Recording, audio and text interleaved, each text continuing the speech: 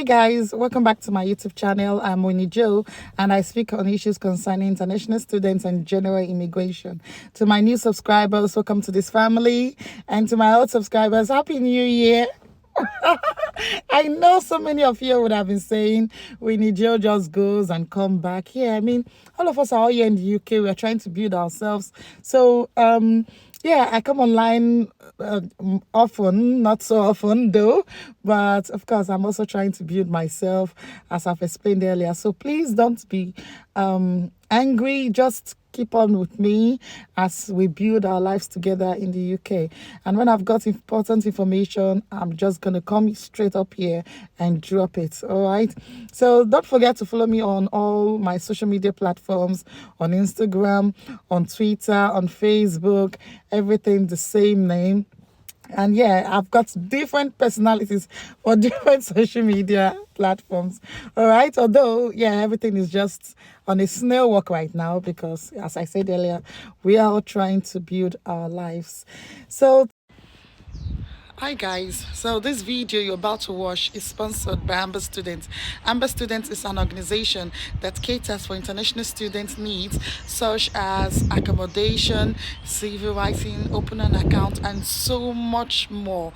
They've helped lots of international students to get settled in the UK. Why not click on the link beneath this video description and call the customer care, send a mail, and they will answer you so promptly and you will be satisfied and glad you did. So the topic of today, I'm just here to pass another information as usual, but yeah, I just want to create awareness on a certain issue.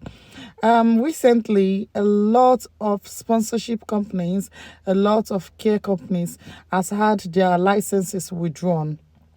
And this has come as a shock to so many people on the sponsorship visa.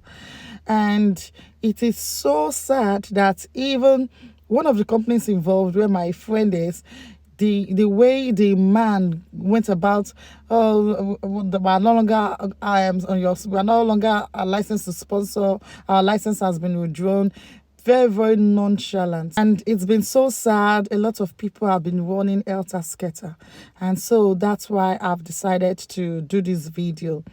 If you know that your license, there's your company license, where your sponsorship is being based on not your 20 hours, the company that gave you COS, if you know that their license has been withdrawn, these are the things you should do immediately.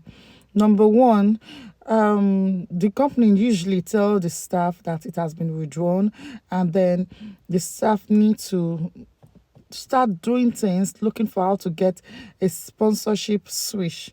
All right, you switching your visa is not like applying for visa, and most companies, they have sponsorship slots for those in the UK, and I understand that it's quite different from those coming from outside the UK. So it's quite easy now that you're in the UK. It's quite easy to switch sponsorship.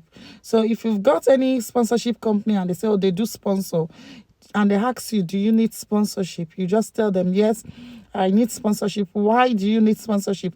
What happened to your primary place of assignment? You just tell them, well, I was given insufficient hours, and to make it all more difficult, the license has been withdrawn, so I intend to switch my visa sponsorship as soon as possible. And then they will let you know if they've got slots for people in the UK. Usually they usually do have for people already in the UK, slots for people that are already on graduate visa or student visa, or as the case may be. So it's very important that even though you see it written there, we do not sponsor, we do not give sponsorship, it's very important you still call and ask and tell them that you're already in the UK, because it's quite different coming from outside the UK and when you're already in the UK. Another thing is this, the company that gave you the COS, usually they don't want it to go on the internet, or they don't want it to become one national news daily update like that. So they usually give you false hope. Remember, you've already been given false hope before when they give you that COS, which you probably got by any means, I don't know. But The moment they start telling you, don't worry, that's when you should worry. A lot of companies that their COS has been withdrawn, they are giving first hope to their staff. And those ones are taking it lightly. Say, oh no, he said he's going to help us, he's going to help us. What help do you expect him to give you? Is it that he's going to transfer all of your name to his friends that have COS? Or he's going to keep on employing you or keep on paying you after your letter of removal, or when the letter from UKVI saying that you should leave the UK? Is it after that mail has come through, that's when he will give you the help? Or is it that when that mail has come through and you are told to leave the UK, you will run and you stay in his house? Because without your right to rent, without your BLP being valid, you can't rent, you can't work. So is it that he's going to give you a house? Or is it that it's going to keep your employment? So those little hours that you have, you keep on going on it, even though you are already an escapee, so to say. Like you run away instead of staying in the address where you're being known for, so that they can take you back home. But you ran away from there and went to somewhere else entirely in the UK or something. How is he going to help you? How is it going to help you? So that's false hope. And another thing people also think is that once the company that gave them the COS, once the COS has been revoked and be reinstated, it cannot be reinstated till after 12 months. So when you get the mail from UKVI, you're given 2 months, that's 60 days to leave the country. So when this company finally gets their COS back, do you think that they are going to now call you from Nigeria? Oh, they've given us our COS back, oh, come back. They are not. Or do you think that by the time you run away and you go into hiding in the UK and they give them their COS back after 1 year, then we will call you and say, come? It's really that bad. So you shouldn't let them deceive you with some kind of words or with some kind of situations. Just start making preparations on how you to change your visa or how to gather funds to go back home. I understand a lot of people going back home is not an option. Of course, it naturally is not an option. And then a lot of people sold their properties and everything just to relocate to the UK. So it's a very terrible situation. And that's why when you get into it from any company, just you need to ask, how many are they bringing in a year? How many people are they looking for? All right, because a lot of companies are just bringing in so many people that they don't have job for. There's no work, and you're just bringing in people to the extent that you bring in 400 people. 400 people is quite a lot of people for clients that is not up to 30 or that is not up to 40, and you bring in 400 people. So it's really a very bad thing. It's a very bad thing those companies have done. These companies are located in so many places in the UK, but right now there's been an auditing going on in the UK. A lot of licenses has been revoked, a lot of companies audited and stuff like that. In fact, they are going from company to company. They're going to ask for the staff NI. If you brought staff in for a number of months and nothing on their NI, it means there's no work. That's a problem, and you're still bringing people into the country. Yes, that's a very big problem. So before you get a COS, you need to ask the HR or whoever is recruiting you all of these questions before you think of selling all your properties to relocate to the UK to come and meet a fraudulent person. You need to ask these questions. All right. Another thing you can do when your COS license has been revoked is to ensure that you either switch to a student visa. Okay, you can actually switch to a student visa. Maybe if you have an application with the UKVI, they're not going to ask you to leave the country. So now we are in what month is this? January. And you've got another intake coming in March, April, or maybe in September. So you can actually apply to the school and start an application. All right. If you've started an application, they are not going to take you back. No matter what the application is, just apply. They're not going to take you back home. All right. So for a student visa, you need to look for schools that are starting immediately.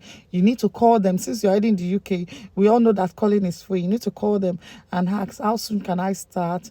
My current visa is about to expire, and I want to know how soon I can get my CAS so that I can switch to a student visa, and they would let you know. Aside master's degree, there are a lot of other degrees you can do. If you already have a master's degree, you can do your PhD. If you're, I think PhD is when you have family, you just do your PhD. And if you don't have family yet, you can just do your BSc and do something. It's good that it was, what will I say, a certificate that will be very, very helpful. Not just any out certificate like nursing, in the data line, in the medical line. It could really help. So that's just the little things you can do. And another thing you can do is to start gathering money, start working really hard, ask for more shifts if your letter has not come through yet, and then you can be able to gather money to go back home. Usually, most companies that they withdraw their licenses because they don't have work, right? Or because they found out they are doing one thing or the other through the back way. So usually they will tell you they don't have any more shifts or stuff like that. And this is another reason why, if it's me, I will not go down alone. This is another reason why you should be able to speak up when such issues going on. Right now, the license has been revoked, so there's really nothing else they can do. It's either they just speak up and let everybody be aware that this particular company, they're a fraud. This is what they do. They deceive people and bring them to the country to suffer. It's better other people know than for you to just say, it did not concern me, and other people falling victims and spending huge amounts of money on that scam of an arrangement.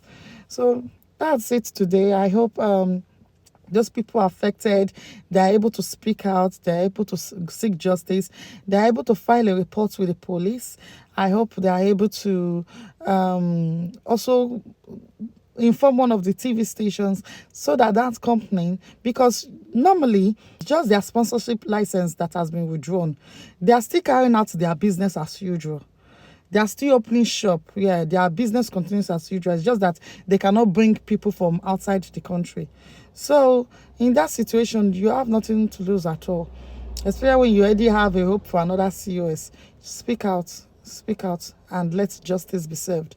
It might be asked to return the money that was spent for the whole process, the money that was fraudulently collected. They might be asked to return it. They might ask to even close down shop or even go to jail for that. All right, but I don't think anybody that does wrong to that extent. I mean, I know people that sold their houses and stuff. I don't think anybody that goes wrong with that extent should be left out of pity, because the person did not pity you. Imagine 10K from 400 people. It's quite a lot, isn't it? It's quite a lot. So that's all for today. I hope everybody affected is able to scale through. I hope those of you not yet affected, be aware now that auditing is taking place across UK by the CQC, yeah, and you should be able to find a solution before they come knocking at your door. Thank you guys for watching this video. Don't forget to like, share, and subscribe. Bye.